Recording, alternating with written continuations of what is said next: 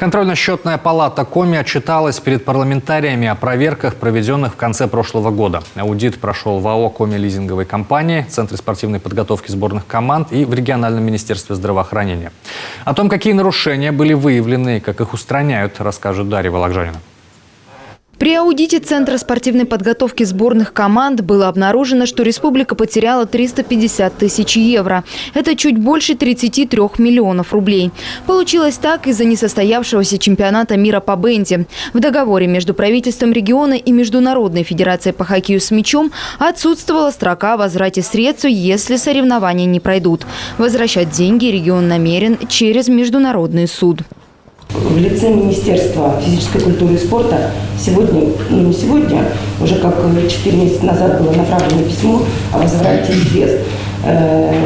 Но так как в договоре звучит правительство Республики Коми, нам отказано в возврате этих средств, так как мы не являемся исполнителями этого договора. Поэтому сегодня мы думаем вместе с правительством, как поступить и как подать в суд для того, чтобы все-таки попробовать вернуть данные средства. Контрольно-счетная палата проверила и региональный Минздрав. В этот раз аудит выпал на госзакупки в непростой период, когда бушевала пандемия коронавируса и наблюдались скачки курса валют.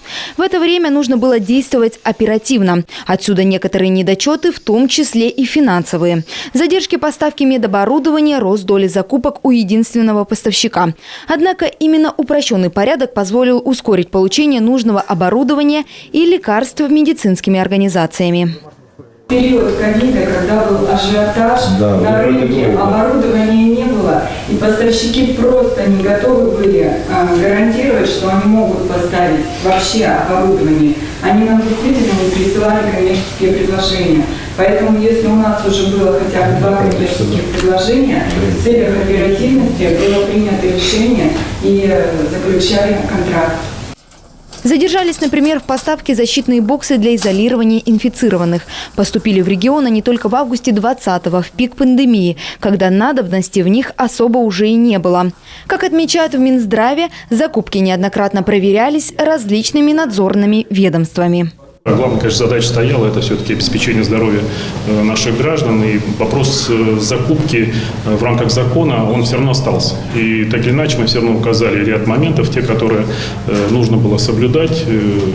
Были моменты, тогда нужно было, так сказать, более глубоко проанализировать максимальную цену при размещении. Вот. Закон дает такую возможность. Но еще раз говорю, та ситуация, которая была именно в тот период, конечно, она требовала более оперативного решения со стороны Минздрава. Они с этим справились. Ну, ряд замечаний, те, которые мы указали, уже в работе. Коми лизинговая компания заключила 53 договора лизинга с субъектами МСП.